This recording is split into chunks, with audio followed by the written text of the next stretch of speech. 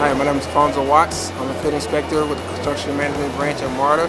We're on the AVIS project, which is the Audio-Visual Information System upgrade, where we're going through all stations and upgrading the PA systems and installing new electronic signs. It's going to be installed throughout all stations. Our customers knew that with our old signs, we had a lot of problem with the real-time information. We're going to be demoing the old signs that we have installed throughout the stations. We're going to take that down and pull up the new high-tech legacy signs. With the upgrades to the PA system, you'll be able to hear better announcements. And with the new electronic signs that we're installing now, you'll be able to do a lot of new things, real-time bus information, train information, and plus service alerts so you can know what's going on while you're inside the station.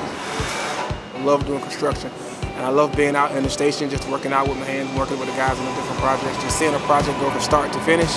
It's amazing.